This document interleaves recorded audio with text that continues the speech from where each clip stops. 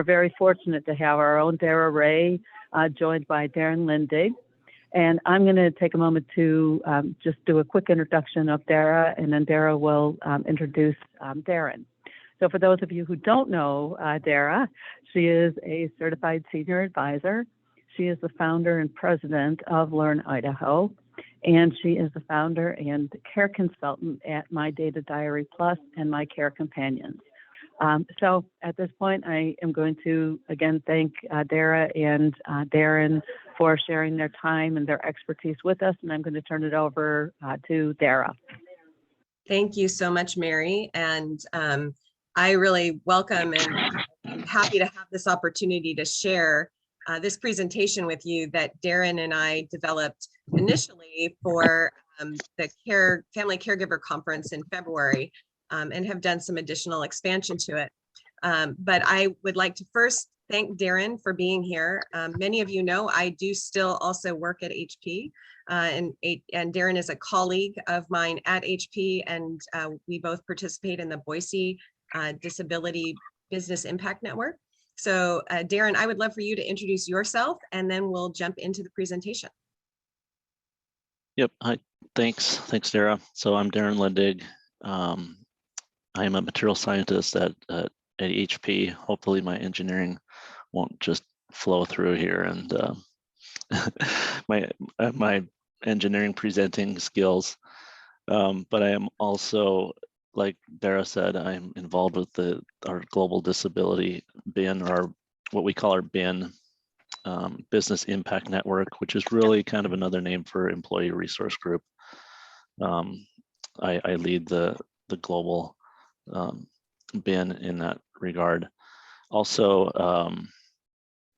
from personal side, I'm a family caregiver, lifelong caregiver to my young adult daughter, who has a developmental disability, a rare genetic syndrome, and will be in that role for a long time. So that's how I'm kind of personally connected to caregiving. So I'm happy to be here. All right. So our presentation today is to really talk about the workplace impacts of caregiving and what companies are doing and need to be doing to support working caregivers. And as Tiffany stated in her presentation, this is a real, you have to really think about this family caregiver concept in terms of a working family caregiver in many cases, and both identifying those individuals, helping them identify themselves in some cases, and then supporting them effectively to support their families and still remain employed and active effectively. So I didn't take my little music out of there, sorry. So why does caregiving matter to employers? And kudos and props to the Idaho Caregiver Alliance for highlighting this and helping to bring this topic to the forefront. But we all know that caregiving is something that most people will engage in at some point in their working lives, even if they don't recognize it. And you're going to hear that quite a bit, even if they don't recognize it, because most people don't identify as a caregiver. They identify as a mother, a daughter, a wife, a husband, a sister, a relationship, a friend. And so making sure they understand they're a caregiver is actually the first step. Caregiving touches individuals from all demographics and levels of seniority, and ranges from childcare to elder care, and from normal care to special needs care. I mean, this is a broad range and a broad need across our population. And we know that caregiving has an economic and an emotional toll on employees and on employers. So 69% of employed caregivers report having to rearrange their work schedule, decrease their hours, or take an unpaid leave in order to meet their caregiving responsibilities. And 60% overall of family caregivers are employed. So when we think about family caregivers, often people automatically think about that full-time family caregiver ranging from stay-at-home mom to full-time family care, but actually 60% of them are working. And this is from a MetLife study of working caregivers. And 56% of those working caregivers are actually working full-time. So this is not working part-time. This is, they're juggling two full-time jobs is what I'm going to call it. They're working full-time in the workplace, and then they're working full-time as a family caregiver. And employed caregivers work on average 35 hours a week. When you think about it from an employment perspective and from, you know, the boardroom or the meeting room, 1 in 6 employees are also caregivers. So sitting around a meeting room, looking around your office, 1 in 6 on average are actually actively serving as a family caregiver. And we all know that this family caregiver demand is increasing. We have an increasing caregiver burden when you consider that demographically, the number of potential caregivers aged 45 to 64, and this is family caregivers, available to help care for each person aged 80 or more is declining. In 2010, that ratio was 7 to 1. In 2030, it's projected to be 4 to 1.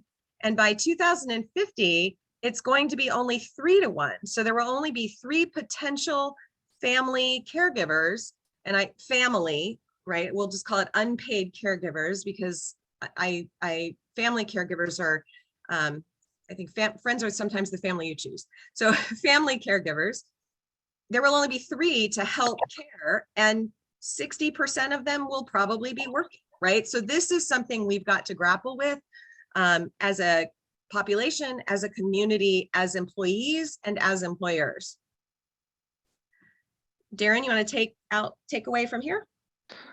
Yeah, just to go into some details of the impacts of the caregiver and then the impacts to the business of employers.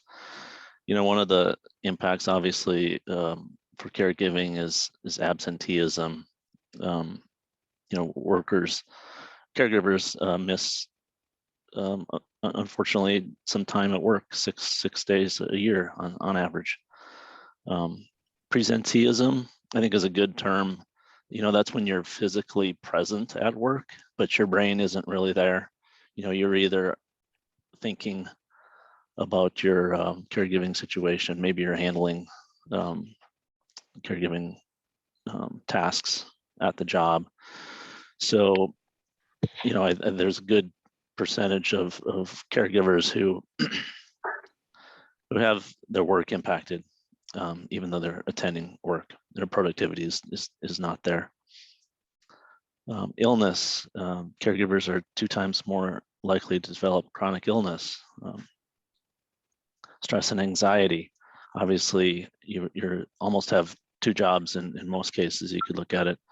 The stress, the anxiety of all that, and you know, the fallout from that, for example, on depression is more common.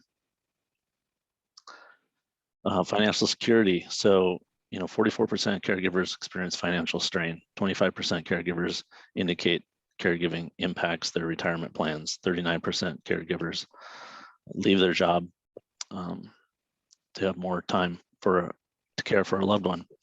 So, I mean, all those parts are really, you know, a stress and an impact on the caregiver. So as far as the business, you know, having a good, productive employee, you know, similarly, absenteeism, you know, 52% caregivers have missed work or were late due to caregiving. Productivity, you know, 1 in 5 caregivers report a decrease in productivity because of caregiving. You know, similar demands on the caregiving is pulling away from the work effectiveness.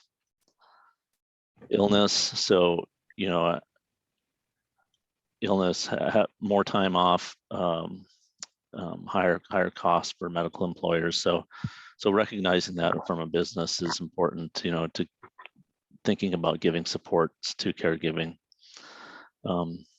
Disability, caregivers are 3 times more likely to take short-term disability. and recruitment. So, you know, certainly if you're a caregiver, if you've had experience with a caregiver, you recognize a company that you might be interested in working for and how well they are supportive of caregiving situations in your environment. So it's not surprising that 89% of employers' paid family leave policies are important when considering employment opportunities. Turnover, cost to recruit and reach and train replacements for the 39% of caregivers who leave the workforce. Obviously, that's it's a big loss to the company. I think I'll add one more thing. You know, around productivity and goals for the company. You know, there's initiatives that are counter to some caregiving demands. I think it's recognized that the majority of caregivers are women, roughly 2/3, and you know, of working women, about 1/3 have decreased their hours. 1/3 have deferred or passed up a job promotion. So when you're trying to, let's say you've got a goal to improve your women leaders, your women in the workforce, and then you've got the pull of demands of caregiving on the women. I think it's important to have those supports and benefits that work with your goals in your underrepresented groups and your goals within the company as far as employment. So how do you address those needs of caregivers and the impacts on the business in an environment where the demands are going to be increasing, not reducing? And what we're seeing and what we are advocating for inside of HP as well as externally in other groups and organizations is encouraging employees and watching what's happening in the employer space, encouraging employers to offer a more comprehensive suite of benefits to support caregivers. So if we think about this in terms of 3 levels of support, the bronze level of support is kind of the basic and entry level of what most people would consider just a basic caregiver support package, where employers are offering paid sick days. They might be able to provide lists of local resources to help in times of need for family caregivers, might have internal or links to external support groups around various types of caregiving needs, and probably are offering some kind of stress reduction program, either through their health plans or through their ERPs. That's kind of like the basic, if you will, considered the basic caregiving support program. When you move up to the next level and you move kind of to the silver level, if you will, you're offering everything at the bronze level, but then an EAP with specific caregiver resources, an FMLA, the Family Medical Leave Act, providing administrative support to enable that and manage that, offering paid family leave, opportunities for caregiver coaching and care planning, either online or in person, and then digital tools for caregiving management. And these are emerging and existing, in some cases already, programs that are now available through benefit brokers for employers. So they're not having to create these on their own. They're able to package them as part of their benefit programs. And then at the gold level, you offer everything bronze or silver.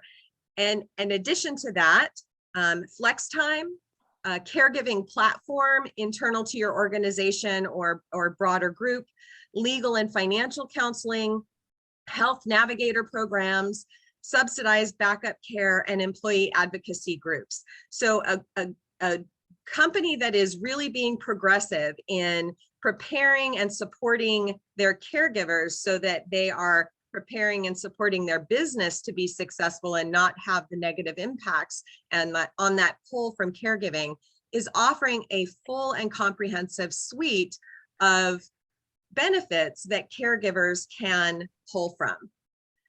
Sometimes the challenge here, however, is the caregiver may not even first of all, identify themselves as a caregiver or know about those benefits or know how to access them. So there's a lot of work to be done. It's not just about offering those benefits, but it's about making sure that people understand that they are applicable to them and how to access them. And I think what we're going to share with you now are an example of some of the programs that are available at HP now, specifically, but that show you the range of offerings that are available in that kind of gold medal category, if you will. Yeah, and I'll talk to, sorry, I'll talk to some of these. And I think, you know, it's important to reach out to your company, especially if it's a bigger company, and see what is available. I think one of the things is, especially on a big company, you're not always aware of what's available. And I know that personally, I was unaware of some of these, you know, it's important to take a look at what is available and what do these organizations do. I mean, there's the health navigation, which is more of a personal dedicated healthcare team that is able to find care, settle bills, and do more than do more coordination of your health needs.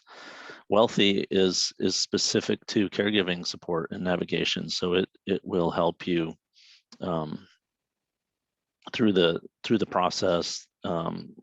You know, taking a broader look at what your needs are, and really specific to caregiving support and navigation through the process. So it's a great resource that's available.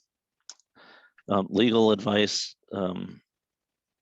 I've personally used this legal insurance. Is pretty good for, you know, setting up, especially things that are life typical, wills and life events.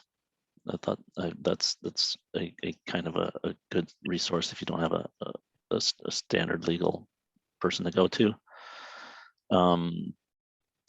Connection with Bright Horizons on backup childcare and adult care services. And Rethink is a behavioral health support program, typically with children, and helps with assessments and counseling and resources, but it also touches on the caregiving process, or the caregiving needs that are recognized to come along with behavioral health.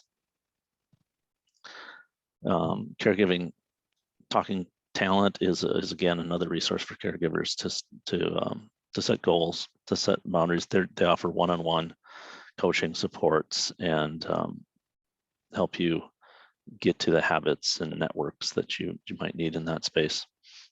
Veterans support. There's also a veterans specific My Advisor that's offered within HP. That is specific to veterans and family members, and supporting of their needs and wellness. So that's just you know what a really good and diverse benefits package that's provided by HP and similar best practice companies, I guess. And the point of sharing this is not to necessarily highlight specifically what HP is doing, but rather twofold. One, you know, what are best practice companies and progressive companies that have their eye on this ball beginning to build for their employees, and two, to make visible to people what is available. Because, you know, when people think about employee benefits, these aren't what come top of mind. And what we've discovered is that there are many companies, small and large, who could access these as part of a group program, and they don't even know they exist. And so if they're struggling with some of these challenges and worrying about how to support their family caregivers, they don't have to create it on their own. They can tap into it through benefit brokers and other programs that are being built. I will tell you, admittedly, some of these are pretty new, emerging, I would call them, but they're getting better over time. And I will also tell you, they don't take the place of the professional advisor for an activated family. Generally, they navigate them to those care teams and those professional advisors. There's a few things that can happen on their own, but it's a support. It doesn't take the place of what we provide as professionals in this community. It often works in tandem, hand in hand. So I'm going to talk a little bit about our business impact networks. And this is, these are something that any company, large or small, can really embrace in what they do. This is an employee resource group. These are groups that are driven by employees, helping make their workplace a better place, a more belonging place. I mean, part of the structure is to belong, innovate, and grow. And so just example of what HP does, but it's certainly, it's just showing what really any group could do. We have it divided up into 6 groups of underrepresented populations. We have a disability network, a multicultural network, a pride network, a veterans, women's, and next gen, which is kind of usually young employees. But I think it's important to recognize these groups are all associated with their allies. You don't have to be a label to help advocate for each of those membership groups. So why do specifically to disability bin, which closer relates to likely caregiving needs, but why do disability bins exist at HP? So one is we are the voice of employees of disabilities, bringing awareness and needs up to attention if necessary. We are an engagement vehicle for employees. So, you can connect with others with similar needs and challenges. And, it's that typical employee resource group support system that we can provide. For fostering communication and stronger sense of community. So connecting again with not only within our disability network, but beyond the walls of HP or your business to the community. Certainly, there are needs of having talent that are kind of in disability space sometimes screened out from a specific job. For instance, it's common to know that autism, individuals with autism are underemployed or unemployed as they come out of school, and they sometimes get screened out just based on the interview process. And we've developed programs to help promote and take a deeper look at what they can provide versus how well they interview. Enhancing the culture of inclusion and belonging. Belonging is a big part. It's that feeling of being belonging, bringing your whole self to work. Those kind of things really is what our bin tries to help establish. And that's in part, we do that by removing bias and stereotypes and stigma. I mean, a lot of times, just having a disability is hidden. because of fear of that attitude that might come along with it. And then equity and productivity solutions. So there's gaps in the way individuals are provided access and included in business and in meetings and such. So just areas of impact of what we do as a disability bin. We focus a lot on employees. As our pre-employment and hiring support. Are we welcoming? Do we have access? Are we accessible in a lot of and are we welcoming to future employees? Accommodation and assistive technologies. We try to level that playing field if accommodations are needed and productivity tools are warranted. That we promote that. Accessibility is a big area.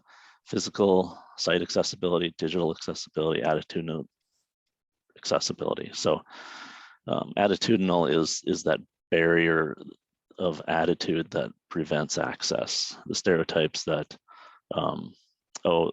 if this person couldn't do the job, they can't hear. Those kind of attitudes try to break down. Digital accessibility, making sure that our communications are inclusive. We've got ways to provide live transcripts or live transcription on our Zoom calls, best practices around content sharing and making your email more accessible, for instance. And we're that education resource for go-to on a lot of places in that disability space. And then community, we want to be connected to our local, national, and global disability community.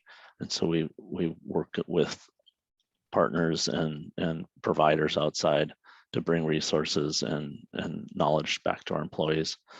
And we recognize that employees have families with disabilities, so we talk about and we try to bring resources for beyond the employee and into the family. We want to have our suppliers be as diverse as we are within HP and set up processes and guidance to choosing our suppliers that are diverse. Products and services accessibility. So we're big champions of our own products and trying to promote accessibility and ease of use in all of our products. And that may be in customer support, that could be in features, the ability to provide ease of use with our products. And again, customer support is really tied to the services that we provide, beyond just a physical product or a service. We want to make sure that we're able to help individuals. We have a specific helpline that will slow it down. We'll go through more details. And I know a lot of the aging population that isn't technically savvy uses that support line quite a bit. And then we also try to influence our own internal HP processes and best practices within our business. So those are the areas that we focus on and touch within our community within our HP. And that's all through basically employee engagement, wanting to make our company better. So it's an area that is not untouchable for any company to have those kind of engagement strategies that use the employees as assets to help improve the work environment and their product outcomes. So the disability bin, or employee resource group, as some businesses think about this, is a volunteer group of employees who come together around a common interest area and focus. So we've talked about how the employer can offer more comprehensive benefits. And this is how the employees can organize to support and advocate and help bring that all together. So the keys to caregiver support in the workplace are knowledge, time, and safety. So knowledge, we've talked a little bit about that. You have to understand what's available, how to access it, and how to support or create the supports for your employees if you're the employer. You have to have the time, which is a really big challenge for employed caregivers, to actually go find those resources or engage in the employee resource group. Time is probably the most precious commodity for working caregivers because they're already pulled in so many directions. So we need to make sure that they can do this easily and effectively and productively. And then the third one that I want to talk a little bit about is the safety. And when we talk about safety, what I'm talking about is the safe space to acknowledge that you are a caregiver.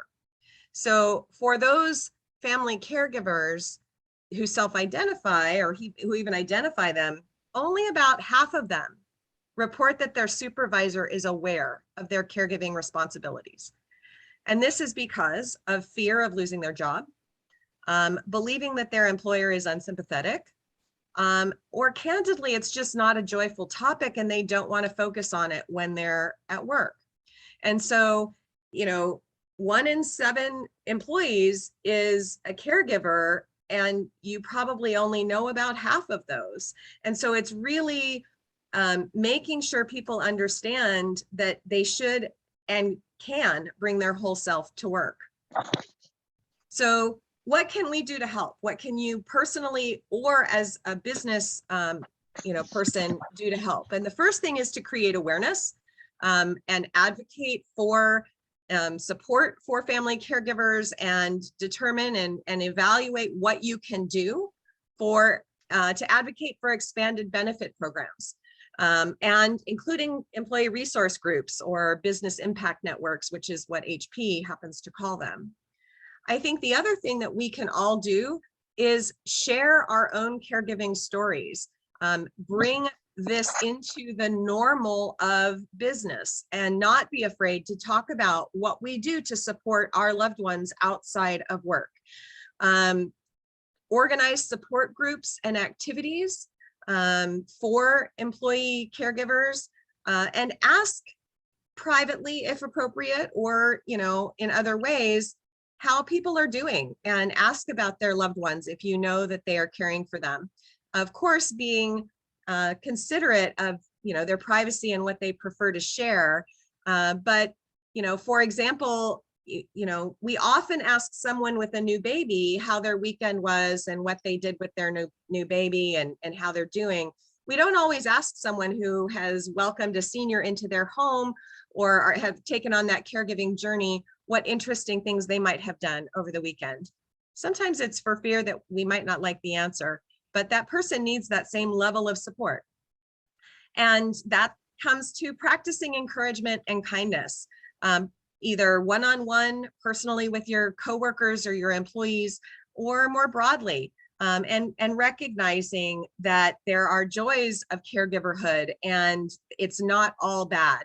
And the gift that people are giving as family caregivers, as well as being effective, productive, valuable employees to the business. So in summary, if we were to have a call to action, twofold for your clients, really in consideration of understanding what's happening in this expanded benefit landscape. When you're working with your clients, ask them if they are aware of and are accessing all of the employee benefits and resources that are available to them through their employers. And from my experience, they may not even know what is there because they don't have the time to go investigate and evaluate. And so encouraging them to make sure they're aware of and know how to access the benefits that are available to them through their employers. And then for your business, large or small, investing as appropriate based on your resources in caregiver support programs as part of your employee benefits offerings to create a culture that both supports caregivers and benefits your bottom line. And if you're not the decision maker, or, we are all influencers. And so being that advocate to our employers, to our bigger companies that we see in the valley and around the country, to bring this topic to light and make sure that we are thinking proactively about how to support this increasing demand that is going to impact caregivers and businesses alike. So with that, that's our presentation. Happy to take any questions that anybody has or comments.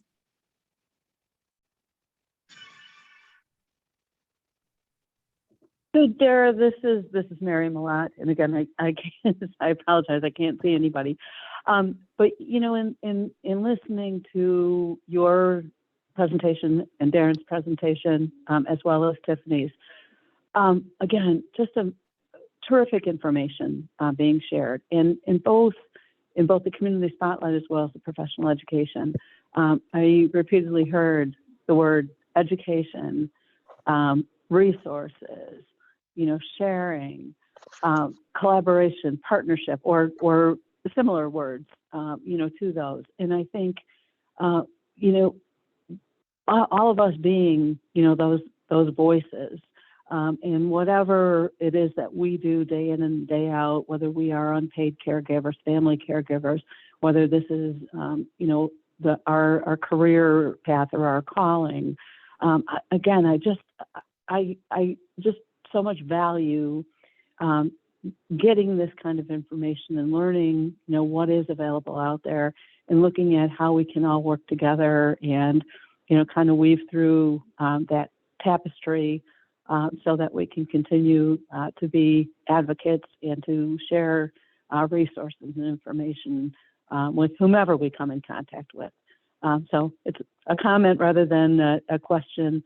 And, again, Tiffany, Darra, Darin, all of the Learn members, guests who are on the call today, I just thank you for your time, sharing your expertise, your talents, your treasures, and for everything that you do every day to make our community and the world a better place. Well, thank you, Mary. And if anything, I want people to take away from this, ask, right? Let's continue to ask. Do you know what benefits are available to you? Do you know what supports are available to you? Whether they're through an employer or through community organizations like the Caregiver Navigator program at BSU. And I mean, some of the other programs, the ADRD program, and all of these other programs that are available, one of our biggest challenges, people don't know what's available to them and how to access them. And so if we in our professional lives can bring visibility to that and encourage people to explore what is available to them so they can access it, underutilization is a problem. People don't access what they have access to. Darra, if I may add to that, part of that advocacy as employees is that asking of what it is that we have, but also asking, why do we not have this? Exactly. And challenging those benefits and educating them, bringing this information that Darra and Darin had provided today and say, look, this is what employers are providing. This is what they should be. And this would help me stay here as a loyal employee. And employees have the upper hand right now in our communities. This is a time to ask for the things that would support you in being a more focused employee. And attract and support the business to attract the most loyal and best employees by offering a truly best-in-class benefits package, right? And so that's really why we wanted to share this, because a lot of people don't really understand that these things are happening. They're not just something that might happen in the future. They're available now, and it's up to us to advocate and ask for them inside of our businesses and with our partner organizations. Thanks, Absolutely. Tiffany. I have to step in here and say that I am a huge advocate for Part of what I try to do in my benefit consulting is offer surveys. So you can actually, do some anonymous surveying and really get an idea of what your specific group needs. But this has been really wonderful and so important. I'm so thankful that you've put together such a great presentation today.